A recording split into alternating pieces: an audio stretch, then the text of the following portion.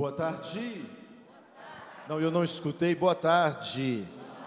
Fala para quem está do seu lado, seja muito bem-vindo.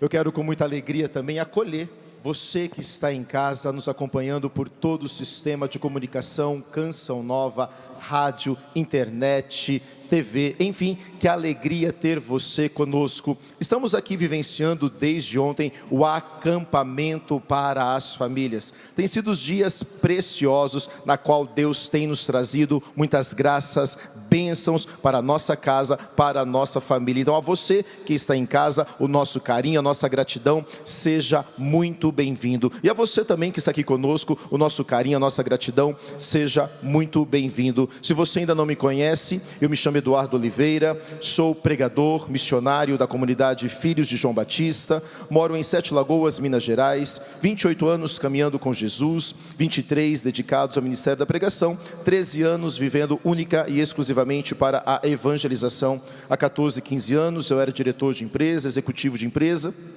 e foi quando Deus pediu que nós deixássemos tudo para viver apenas para evangelizar. Desta forma, em 13 anos, Deus já nos deu a alegria de pregar em centenas de cidades do Brasil, todos os estados brasileiros e também em alguns outros países. E com grande alegria, estamos aqui nestes dias na comunidade Canção Nova, que também faz parte do nosso sim, da confirmação do nosso chamado. Então, com grande alegria, com muito respeito, eu piso neste palco, onde já passaram grandes nomes, como o Padre Jonas Abib, Monsenhor Jonas Abib e tantos outros pregadores. Então, com muito carinho, com muito respeito, a gente prega deste lugar, que é um desafio para nós, mas trazendo essa mensagem de dizer que ser família é muito bom.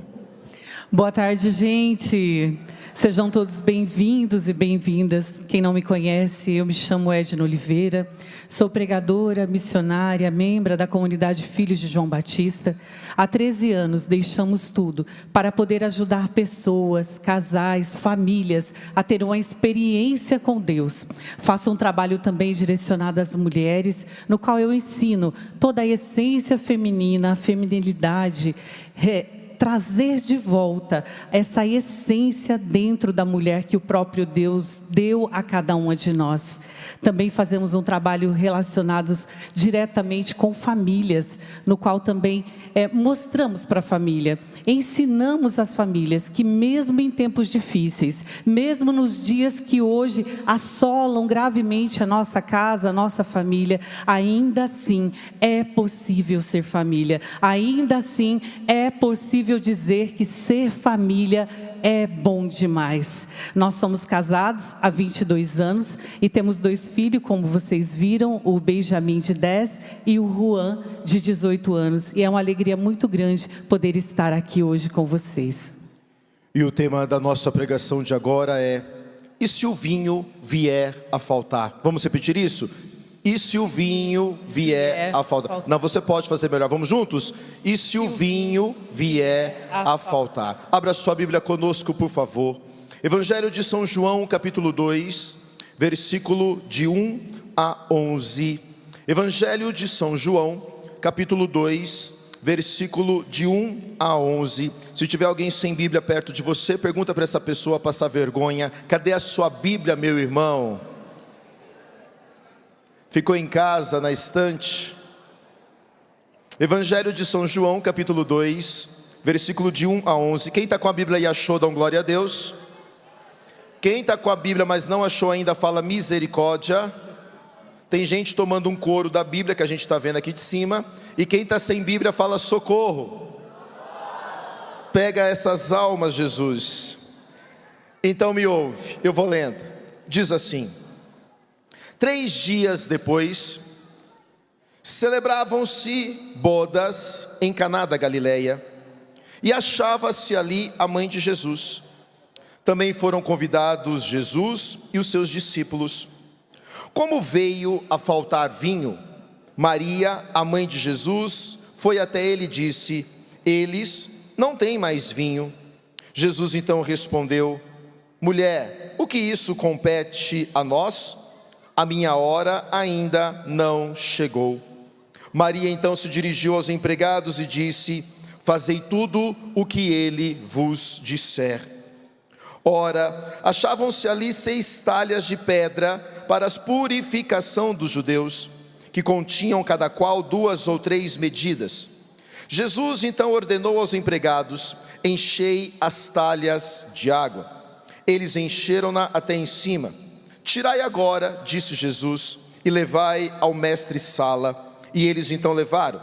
Logo que o mestre-sala provou da água tornada em vinho, não sabendo de onde era, embora os empregados soubessem, chamou o noivo e lhe disse: é normal, é costume, servir primeiro o vinho bom, e depois, quando os convidados já estão quase embriagados, serve-se o vinho menos bom. Porém, tu guardastes até agora o melhor vinho. Esse foi o primeiro milagre de Jesus que realizou-se em Caná da Galileia. Palavra da salvação. Glória a vós, Senhor. Aplauda a palavra de Deus. Não, se é para a palavra de Deus, pode ser melhor. Aplauda de verdade. Meus irmãos, o trecho do casamento, da narração do milagre, do casamento das bodas de Caná da Galileia, é do conhecimento de todos nós. Por diversas vezes, essa leitura, este evangelho cai na nossa liturgia durante o nosso ano. E quantas são as vezes em que nós já escutamos várias explicações acerca da falta do vinho? E é claro que por nós sermos um povo ocidental, talvez a gente olhe e pense: tudo bem, faltou vinho, e qual é o problema nisso? Por nós sermos um povo ocidental, a falta de vinho representaria, no máximo, o fim da festa. Acabou o vinho, acabou a bebida, vamos todos embora. Mas para os judeus da época não era bem assim. Uma festa de casamento naquela época, ela poderia durar de 2 até 7 dias, dependendo das condições dos noivos. E então era algo que representava a hospitalidade dos noivos, porque os noivos estavam presentes de 2 até 7 dias, celebrando, festando, comendo e bebendo com seus convidados. Logo então, se faltasse o vinho, representaria uma grosseria, representaria uma falta de hospitalidade, representaria como se estivesse mandando os convidados embora. Ou seja, muito mais do que o vinho representar a alegria, o vinho aqui também representaria uma vergonha pública, representaria uma desonra pública. Ou seja, imagina você, não, pensa comigo, você vai até uma festa de casamento e de repente no meio da festa alguém chega e fala para você: olha, a festa acabou porque não tem mais comida, não tem mais bebida. Como é que você sairia do casamento? Pensa comigo. Você sairia dizendo: tá vendo? Que povo que não comprou comida suficiente, que povo que não comprou bebida suficiente. Ou seja, seria uma vergonha para aquele casal. E então eu acho bonito quando a Bíblia vai deixar frisado que o primeiro milagre de Jesus aconteceu em um casamento. Isso prova para mim, para você, isso prova para nós que Jesus se preocupa com a família, que Jesus se preocupa com o casamento. Ou seja, o vinho significa falta de alegria, o vinho seria uma vergonha, o vinho seria uma desonra. E a pergunta que hoje a gente quer fazer é: quais são os vinhos que hoje têm faltado na nossa vida? Quais são os vinhos que hoje têm faltado na nossa família? O vinho aqui, ele pode ter várias representatividades. Talvez para cada um de nós que está aqui, talvez para cada um de nós que está em casa, você que está nos acompanhando agora, talvez o vinho hoje seja um diagnóstico de doença. Talvez o vinho que está faltando na sua família seja o diálogo, seja o perdão. Talvez seja o marido voltar, talvez seja o marido mais carinhoso, talvez seja os seus filhos voltarem a deitar no seu colo. Talvez o vinho para você também seja você ter as emoções equilibradas, seja ter ordem nas suas emoções. Ou seja, talvez o vinho que está faltando na sua vida seja o sonho que você abriu mão, os projetos que você abriu mão. Entenda, o vinho hoje para mim, para você aqui, ele pode ter muitos significados e muitos nomes. Talvez o vinho seja um filho, talvez o vinho seja uma faculdade, talvez o vinho seja uma pós-graduação, talvez o vinho seja abrir o seu negócio. Eu não sei qual é o vinho que está faltando na sua vida, mas fato é, todos nós ao longo da nossa vida, ao longo da nossa família, vamos sentindo ausências de vinho. Pergunta para quem está do seu lado: qual é o vinho que está faltando na sua vida hoje? Não, abre a sua boca, pergunta para quem está do seu lado: qual é o vinho que está faltando na sua vida hoje? E muitas vezes vale aqui dizer que dentro da nossa casa, uma das primeiras dicas que a gente pode olhar, né, olhando esse cenário, né, das bodas de Caná, seria que o mestre-sala negligenciou ali que estava faltando vinho. Né? Nós podemos aqui ver que muitas vezes nós negligenciamos muita coisa em casa, deixamos passar muitas coisas dentro de casa, não olhamos com bons olhos quando começam a acontecer os sinais. Nós muitas vezes não percebemos quando começa a acontecer a falta de amor, a falta de perdão, a falta de delicadeza, e muitas vezes nós negligenciamos essa falta dentro do nosso casamento. Então a pergunta hoje é, todos nós, eu não sei o que te trouxe aqui, mas é fato que todos nós, embora nós tenhamos um Deus que nos ama, embora nós tenhamos promessas de Deus a nosso favor, embora a gente saiba que a família é um projeto de Deus, que Jesus se preocupa com a família, que Jesus se preocupa com o casamento, mas é fato que todos nós precisamos de uma graça, de uma bênção, de uma cura, de uma intervenção, ou talvez até de um socorro de Deus lá na nossa casa, sim ou não? Sim ou não? Não, horrível, sim ou não? Mas vou perguntar, quem aqui, seja muito sincero, precisa hoje de uma graça, de uma bênção, de uma cura, de um milagre, de uma intervenção, ou talvez até de um socorro de Deus na sua casa, ou na sua família, ou na sua vida? Levanta a mão bem alta e diga eu. Não, calma, vou repetir de novo. Somente quem precisa de um vinho novo, de uma alegria nova, de sonhos novos, de uma cura, de uma graça, de uma bênção, de um milagre, de um socorro, ou até de uma intervenção de Deus na sua vida, na sua família, levanta a mão bem alta e diga eu. Ou seja, é fato que todos nós precisamos de um vinho novo, sim ou não? Sim ou não? Sim. Mas a pergunta da nossa pregação é, e se vier a faltar o vinho? E se a gente perceber que está faltando vinho? E se faltar o vinho, Eduardo? E se faltar o vinho, Edna? Eu já entendi então, lá em casa está faltando diálogo, está faltando amor, está faltando perdão, está faltando alinhamento, está faltando eu retomar os meus sonhos, está faltando eu retomar os meus projetos. Mas ok, eu já identifiquei isso. Mas agora a pergunta é, e se vier, o que eu preciso fazer? Dica número 1, repita conosco, não negligenciar sinais. Não negligenciar os... Não, pode ser melhor, repita conosco, não negligenciar sinais. Não negligenciar sinais. O que é isso? Vem conosco. Quando Maria foi até Jesus, a afirmação bíblica ela é muito clara. Maria chegou e falou, eles não têm mais vinho. Ou seja, o vinho já tinha acabado.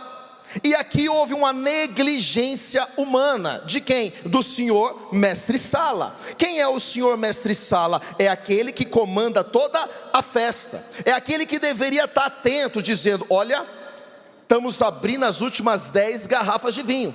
Opa, estamos abrindo as últimas 5. Opa, estamos abrindo as últimas 3. Opa, abriu a última garrafa. Ou seja, o mestre-sala, ele negligenciou um sinal. Ele não estava atento que o vinho estava acabando. Quem me ouve, diga amém. Amém. Horrível, quem me ouve, diga amém. Amém. Vamos trazer isso para a nossa vida. Quantos são as vezes em que nós também negligenciamos os sinais que o vinho está acabando dentro da nossa casa ou dentro da nossa família? Entenda, um casamento ele não chega ao fim de um dia para a noite. Nós atendemos muitos casais e quando o casal chega para nós dizemos, olha, nós vamos nos separar. Na verdade, a decisão do divórcio ou da separação foi tomada hoje. Mas essa separação, esse divórcio começou a acontecer há muito tempo antes e nós fomos o quê? Negligenciando os sinais, dizendo, não adianta falar, ele não muda mesmo, não adianta falar porque nada muda, não adianta falar porque nada acontece, então eu não vou falar, eu vou me silenciar. Mas o que você precisa entender, você não fala, mas o coração sente. Aí acontece hoje, você não fala, mas o coração sente. Daqui a 30 dias acontece de novo. Você não fala, mas o coração sente. Daqui a 60 dias acontece de novo. Você não fala, mas o coração sente. adolescente, daqui a 3 meses, 6 meses, daqui a 1 ano, daqui a 2 anos, vocês vão chegar e vão dizer: vamos nos separar. Por quê? Porque está insustentável viver juntos. Mas entenda, o divórcio não aconteceu hoje, mas aconteceu há muito tempo antes, quando nós negligenciamos sinais dentro do nosso casamento. Quem está me ouvindo, diga amém.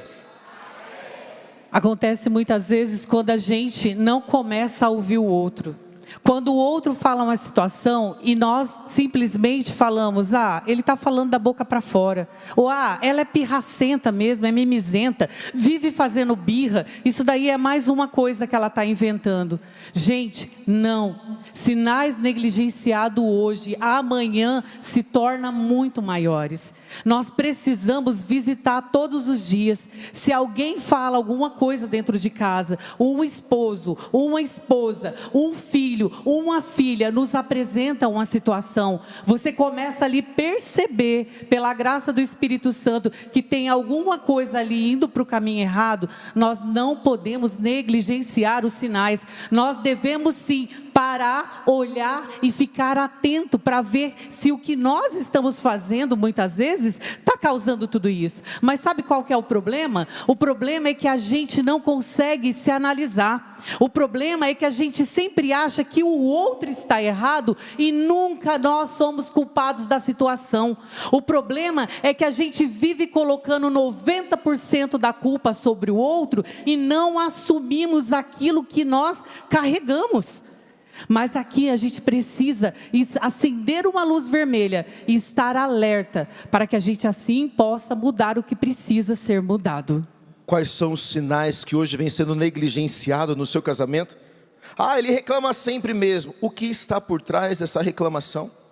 Ah, ele é assim mesmo, ele não gosta de conversar. Será que talvez ele não gosta de conversar porque você não para de falar? Será que talvez isso que você chama de o seu filho rebelde? Nossa, porque filho adolescente você sabe, dá trabalho, né? Filho adolescente tudo é rebelde. Será que isso que você chama de rebeldia não é falta de amor, não é falta de beijo, não é falta de abraço? Falta de colo. Talvez isso que você chama de cansaço. Talvez será que isso não são sinais que você precisa parar, descansar? Talvez, ou seja, tudo aquilo que vai amanhã arrebentar como a falta de vinho começou a ser gerado nos pequenos sinais que a gente negligencia. Então você não reza hoje, você não reza amanhã. Não, porque eu rezava o terço, mas hoje não deu tempo, amanhã eu rezo. Amanhã você não reza de novo, depois de amanhã você não reza de novo. Daqui faz 1 mês que você não reza mais. Você falta uma missa domingo que vem você vai. Quando você vê, falta 60 dias que você não vai mais na missa. Ou seja, são os pequenos sinais negligenciados no dia a dia que vão levar a gente ao faltar o vinho, seja no nosso casamento, seja no nosso relacionamento familiar, seja na nossa vida pessoal, seja na nossa vida espiritual. Ou seja, precisamos ficar atento aos sinais a todo momento. A nossa vida emocional, pessoal, profissional, espiritual, relacionamentos estão dando sinais. Fala para quem está do seu lado: esteja atento aos sinais. E se vier a faltar o vinho, repita comigo: não negligenciar sinais. Horrível, repita comigo: não negligenciar sinais. Não negligenciar os sinais. Dica número 2, repita comigo: manter a presença de Jesus. Entenda uma coisa: Jesus, a Bíblia é clara em dizer que ele já estava no casamento. Jesus foi convidado, ele já estava lá. Jesus não foi procurado apenas quando faltou o vinho. E qual que é o problema dos nossos dias? Muitos de nós procuramos Jesus apenas quando a barriga dói, quando a situação não tem mais jeito, ou quando eu já não sei mais o que fazer. Já tentei com todas as minhas forças, tentei de todos os meus jeitos, já não sei mais o que fazer. Então agora eu vou para a igreja e eu quero uma oração poderosa, eu quero uma novena milagrosa para me ajudar a restaurar o meu casamento. Entenda, o que vai restaurar o seu casamento não é novena poderosa, não é oração poderosa, mas é você manter a presença de Deus todos os dias dentro da sua casa. Pode aplaudir isso?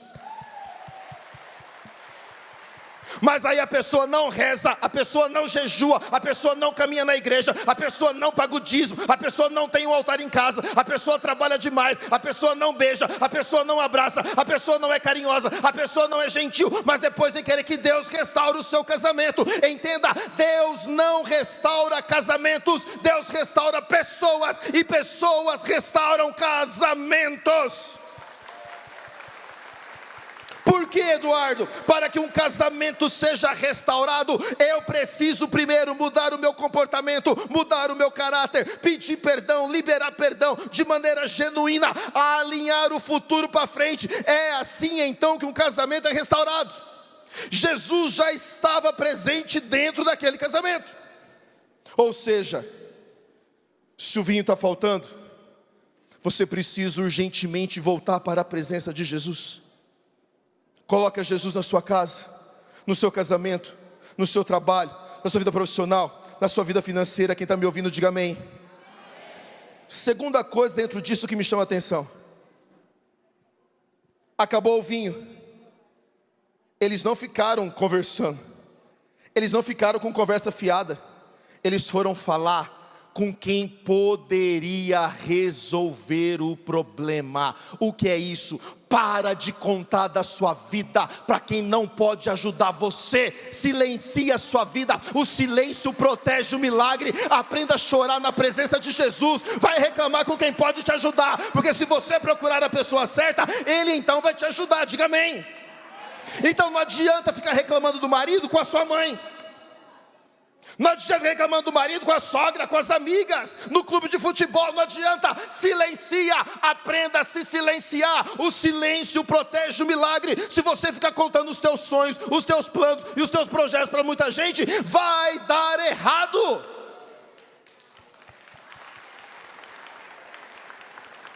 Mas muitas vezes o que a gente faz? Acontece a situação, em vez da gente recorrer ao Senhor, a gente buscar Jesus, a primeira coisa que a gente faz é comprar para manicure. Ou vai ter aquele famoso churrasco de família, que os homens ficam perto da churrasqueira e as mulheres ficam na cozinha, contando tudo o que está acontecendo dentro de casa. Gente, nós precisamos aprender a ter o silêncio de Maria, muitas vezes dentro da nossa casa, nós mulheres. E os homens precisam olhar São José como modelo, porque dessa forma nós vamos conseguir viver e experimentar e trazer Jesus o tempo todo para dentro da nossa casa. Porque se Jesus não está conosco, quando Ele chega nos últimos minutinhos ali do final do segundo tempo, nós vamos ter muito mais cansaço e dor de cabeça para resolver. Não deixe Jesus ficar fora da sua casa. Traga Ele para dentro do seu lar. Nós precisamos deixar com que Jesus conduza nossas casas e as nossas famílias. Então, dica número 2 é: mantenha a presença de Jesus. Dentro de manter a presença de Jesus, cuidado com o que você fala. Para de contar sonhos, projetos, milagres que ainda nem aconteceram. Você já sai espalhando por aí. Para de expor a sua vida em rede social. Para! Cuidado, cuidado. Eu sempre costumo dizer o exemplo, né? O maridão chegou em janeiro, estamos iniciando mais um ano. Aí ele sonha que em dezembro ou janeiro de 2027, ele vai pegar a família e ele vai fazer a viagem dos sonhos. Aí o camarada vai lá na agência de viagem, chega lá e fala assim: moça, calcula aí, pacote com hotel inclusive, aéreo, comida, bebida para eu, a esposa e 2 meninos. Aí a moça faz os cálculos. Tanto. Aí o camarada pergunta: parcela em quantas vezes? A moça fala: em 12. Ele fala: então pode parcelar, porque eu, a esposa e os meninos vamos viajar em janeiro do ano que vem. Aí o camarada vai viver 2026 inteiro economizando. O cara não gasta, o cara não come mais pizza toda semana, o cara não chupa mais açaí, o cara não come mais açaí toda semana. O cara está o quê? Economizando para realizar a viagem dos sonhos. Aí chegou o dia da tão sonhada viagem, diga amém. Amém. Aí a pessoa nem saiu do aeroporto. Ela pega o celular que ela posta, play nas férias. Aí o que já entra todo mundo comentando embaixo? Tá podendo, hein?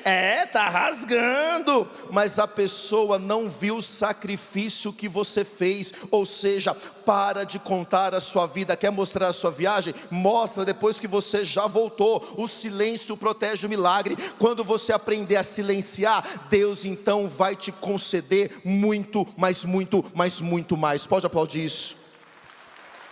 Repita comigo: não negligencie sinais. Mantenha a presença de Deus Dica número 3, repita comigo: faça a sua parte.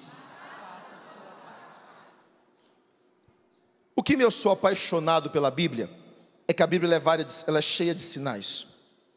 E nós lemos no relato aqui das bodas de Caná, que vai dizer: havia ali 6 talhas. O número 6 na Bíblia representa o homem. Toda vez em que você vê o número 6 na Bíblia, está relacionando a parte humana. Isso desde a criação do mundo. O Deus criou o homem no 6º dia. Em Apocalipse, quando vai dizer do 6, também está relacionado ao homem. Ou seja, o que é fazer a sua parte? Para que Deus possa trazer um vinho novo na sua vida, é preciso você fazer a sua parte. O que é isso? Quer milagre? Você vai ter que fazer a sua parte. Você tem que rezar? Tem. Você tem que orar? Tem. Você tem que jejuar? Tem. Mas você também precisa mudar o seu comportamento. Você tem que ser mais carinhoso, você tem que ser mais gentil, você tem que beijar mais, você vai ter que perdoar, você vai ter que mudar o comportamento. Por quê? Porque se não fosse assim, o povo da igreja não teria problema dentro de casa. Se só rezar fosse suficiente, ninguém da igreja teria problema. E o fato é, nós estamos na igreja, a gente reza, a gente jejua, mas nós também temos problemas, sim ou não? E vou até abrir um parênteses. Qual que é o problema? Tem um bando de gente que reza até bastante, e que na igreja é uma bênção. Chegou o dia de ir para a igreja, diga amém. Chegou o dia de vir na canção nova, diga amém. Você mete uma camiseta de Jesus, de Nossa Senhora, você mete um terço no braço, no outro braço, na perna, na outra perna, e você vem para a canção nova. Paz de Jesus, irmão, amor de Maria, ai que alegria. Só que quando você sai da porta da canção nova para fora, a Cinderela vira abóbora, e você chega na sua casa, você é pirracento, chiliquento, mimizento, vaidoso, você bate porta, você fala palavrão, você grita, você trata todo mundo mal. E talvez a sua igreja não, talvez a sua família não venha para a igreja, não é por falta de oração, mas é por culpa sua, que não dá testemunho dentro de casa. Então, ou seja, o milagre, para que possa acontecer, você também precisa fazer a sua parte. Fala para quem está do seu lado: escutei o seu nome lá em cima agora. Abre a boca, fala: escutei o Eduardo falando o seu nome. Porque é um bando de gente que vive dentro da igreja, mas tem muita gente botando nas costas de Deus aquilo que é responsabilidade sua. Deus, restaura o meu casamento, mas você não conversa com o marido, você não pede perdão. Deus, salva o meu filho, mas você não dá beijo, você não abraça, você não dá colo. Jesus, abre a porta de emprego para mim, mas você não faz um curso, você não se especializa, você é mal-humorado no seu trabalho, você não honra onde você trabalha. Deus, abre a porta de emprego? Não. Deus, ajuda a minha vida financeira, mas você gasta mais do que você ganha, você tem 3 cartões de crédito, está devendo em 4. Ou seja, para que o milagre aconteça, precisa ter a parte de Deus, sim, mas também precisa haver a sua parte. Fala para quem está do seu lado: vai dar um jeito na sua vida. A palavra oração sempre divide em orar e mais ação. Então é muito justo e válido a nós orarmos o tempo todo, nós rezarmos, mas também precisa da ação. A ação, gente, passa por uma decisão. A ação, ela vai passar pela decisão que você toma todos os dias quando você levanta da sua cama. Se você decide ser uma melhor mãe, você levanta de manhã e você decide: hoje eu vou ser uma melhor mãe, um dia de cada vez. Se você decide ser um melhor marido, um melhor pai, você levanta de manhã, ora a Deus, clama a Deus e fala: hoje eu decido ser o melhor pai e o melhor esposo. Então nós precisamos o quê? Decidir ser diferente. Nós precisamos o quê? Olhar que nós precisamos orar, mas que nós precisamos agir. Senão de nada vai adiantar vocês participarem do acampamento, de nada vai adiantar vocês participarem da excursão que vocês vieram. Por quê? Porque vocês vão voltar para a casa de vocês e vão continuar tendo a mesma atitude que vocês tinham antes. Bata no seu peito e fala: eu preciso fazer a minha parte. Não, horrível, bata no seu peito e fala: eu preciso fazer a minha parte. Segunda coisa que me chama a atenção na narração que nós lemos é as talhas. E as talhas têm um significado, Milena, profundíssimo. As talhas, elas eram de pedras. Ou seja, quanto mais cavada, quanto mais talhada, mais profunda a talha ficava, automaticamente caberia mais líquido dentro dela. Pega essa revelação. Quanto mais forjado nós formos, quanto mais Deus nos forja, quanto mais Deus nos molda, eu sei que dói, eu sei que sangra, eu sei que chora, mas quanto mais moldado você for, quanto mais forjado você for, muitos santos da igreja chamam isso de deserto da alma, alguns santos da igreja chamam isso de aridez espiritual, outros chamam de noites escuras, noites traiçoeiras. O que é isso? É aquele processo que Deus está moldando, que Deus está forjando, e a gente chora e não sente, a gente grita e não sente, a gente reza e não sente nada, mas entenda, Deus está moldando você, porque quanto mais moldado, mais forjado, maior será o milagre que Deus vai fazer na tua vida. Pode aplaudir, pode aplaudir, pode aplaudir, aplauda em nome de Jesus, aplauda, aplauda, aplauda, aplauda, aplauda. Repita comigo: eu preciso fazer a minha parte. E se faltar o vinho, repita comigo: não é sobre entender, mas obedecer. Eu acho engraçado, porque Maria foi e falou: eles não têm mais vinho. Jesus chamou os garçons e falou: pega as talhas de água, pega as talhas e enchei de água. Mas o problema não era a água, não tinha faltado água, o que tinha acabado? O vinho. Mas os empregados não questionaram, eles simplesmente obedeceram, e já que eles obedeceram, eles viram o milagre acontecer. Entenda, muitas vezes eu e você vamos caminhar com Jesus, e nem sempre nós vamos entender. Às vezes a gente reza, Ele não responde, a gente não sente nada, às vezes a gente não chora, a gente não arrepia. Isso não é esfriamento, isso é maturidade espiritual. Mas o que você precisa entender, você não pode desistir, obedeça. Se Deus hoje está mandando você avançar, avança. Se este ano de 2026 Deus está mandando você marcar o casamento, marca. Se Deus está mandando ter outro filho, tenha. Se Deus está mandando você empreender, empreenda. Se Deus está mandando você dar passos, dê passos. Você não sabe como vai acontecer, mas não é sobre entender, é sobre obedecer, porque se Ele está liberando a palavra sobre a sua vida, Ele está disposto a cumprir e a bancar para que tudo saia conforme Ele planejou. Pode aplaudir isso em nome de Jesus. Repita comigo: não é sobre entender, Não é sobre entender, mas sim obedecer. mas sim obedecer. Quinta, repita comigo: se prepare para aquilo que Deus fará. Eu acho lindo quando vai encerrar a leitura e o mestre Sala prova o vinho. E o mestre Sala vai até o noivo e fala: é normal eles servirem primeiro o vinho melhor, e quando os convidados já estão um pouco embriagados, então que se serve o vinho melhor. Tu, porém, guardastes o melhor vinho até agora. Ei, olha para mim. Eu não sei o que você está passando, eu não sei o que você está vivendo. Talvez você olhe e o vinho da sua vida já acabou. Você fala: não tem mais jeito, não tem saída. Talvez até mesmo você abriu mão dos teus sonhos, porque pessoas disseram: não vale a pena. Quem é você para conquistar? Quem é você para chegar lá? Eu quero dizer para você: aguenta firme, não desista. Traga a presença de Jesus para sua casa, para sua vida. Obedeça, não entenda, mas obedeça. Faça a sua parte, e então o melhor de Deus virá na tua vida. Pode aplaudir, pode aplaudir. Deus sempre nos chama, né? Prepara as talhas e eu vou transbordar, né? Deus, Ele faz transbordar além daquilo que a gente imaginou, além daquilo que a gente pensou. O nosso Deus não é um Deus limitado à nossa ciência humana. Ele é um Deus extraordinário. E Ele dá a cada um muito mais daquilo que a gente pediu, muito mais daquilo que a gente imaginou. Porque a vontade de Deus, ela é boa, perfeita e agradável em todo o tempo. E eu não poderia deixar de encerrar essa pregação sem, claro, dizer para você: leva Maria para sua casa. Como Mariano, como escravo Mariana, 18 anos, eu não poderia deixar de frisar a importância dela na palavra.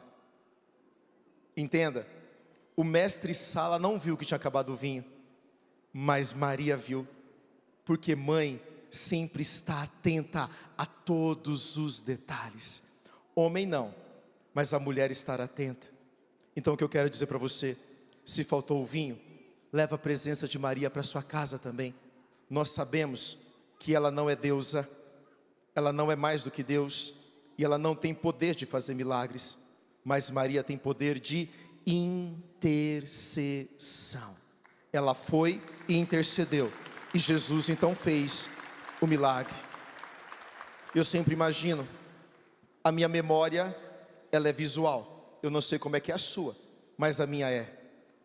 E toda vez em que eu leio este relato bíblico, eu imagino o casamento acontecendo. Eu imagino, vou pegar uma cadeira aqui. Eu imagino Jesus sentado no casamento, porque a Bíblia diz que Jesus estava convidado para o casamento.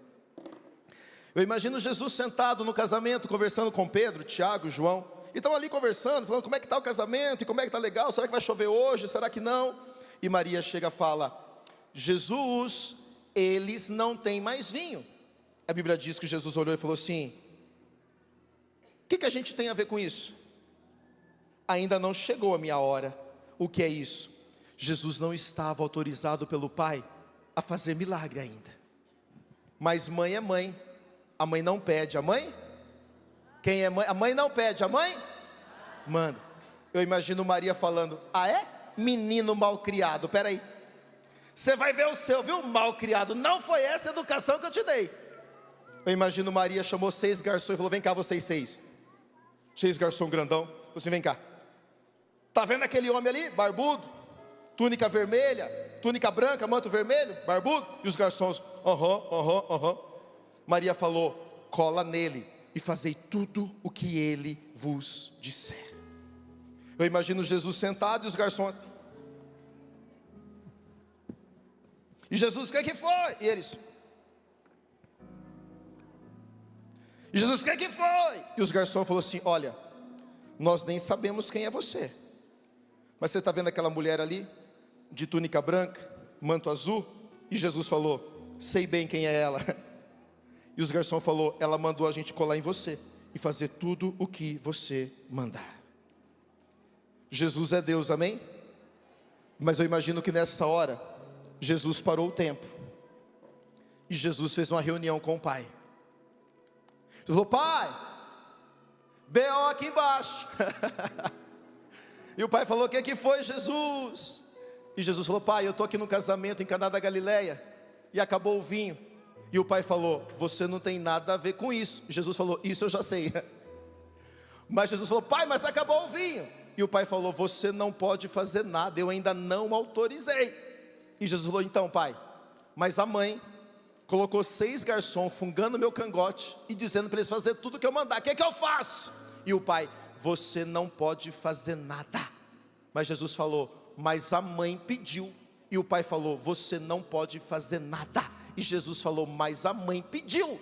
E o Pai falou, você não pode fazer nada. E Jesus falou, mas a mãe pediu.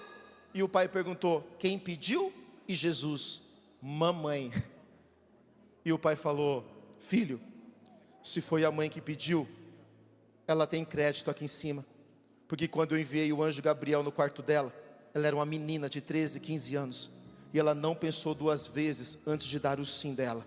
Então é verdade, você não estava autorizado a fazer milagre ainda. Mas já que a mãe pediu, a mãe não pede, a mãe manda. Pode fazer o milagre acontecer. Pode aplaudir, pode aplaudir, pode aplaudir, pode aplaudir. O que eu quero finalizar para a gente poder rezar. Eu não sei o que você está passando, eu não sei o que você está vivendo, mas pede para Nossa Senhora, pede para Jesus, Ele vai restaurar o vinho novo da sua casa, da sua família, do seu casamento. Eu me lembro que quando nós chegamos na comunidade, eu era executivo de empresa, a Edna, diretora financeira de outra grande empresa. Quando nós chegamos na comunidade foi em maio de 2013. Quando foi em agosto, setembro do mesmo ano, começou a passar na televisão propaganda daqueles panetone de chocolate, bem gostoso. E Eu me lembro que o Juan Felipe tinha 6 anos de idade. O Juan Felipe estava tomando café na mesa em casa. E o Juan chegou e falou: pai, eu queria tanto um panetone de chocolate da marca tal. E os meus olhos encheu de lágrima, porque eu, como executivo de empresa, diretor de empresa, eu perguntaria para ele: quantos você quer? Eu ligaria na loja e mandaria trazer na hora. Mas eu, como missionário naquela situação, eu não tinha dinheiro para comprar um panetone para o meu filho. Os meus olhos encheu de lágrima. E o Juan falou: pai, eu quero muito um panetone. Eu não tinha resposta para dar. E aí o Juan falou: já sei, pai, eu preciso pedir para a mamãe do céu, não é? Falei: isso mesmo, filho, pede para a mamãe do céu. Ele saiu, foi para o quarto. Passou 3 meses, a gente foi pregar em Brasília, um encontro. Quando nós chegamos lá, nós pregamos o encontro. Quando acabou, o pessoal chamou a gente na frente para agradecer e falou: a gente quer te agradecer. O encontro foi uma bênção. A gente queria dar um presente para você, Eduardo, mas não apenas para você, algo para a sua família. A gente não sabia o que comprar. Nós fomos na loja tal e compramos um panetone de chocolate para vocês. O que eu quero dizer, pode aplaudir. A mãe está atenta a tudo. E eu finalizo dizendo: eu não sei o que você está passando, eu não sei o que você está vivendo. Aguenta firme, 2026 está só começando. Mas eu profetizo sobre a sua casa, sobre a sua vida, sobre a sua família: o melhor de Deus virá. O melhor de Deus virá. O vinho novo virá. Alegria nova, projetos novos, sonhos novos. Fica de pé e dá um glória a Deus. Maravilhoso.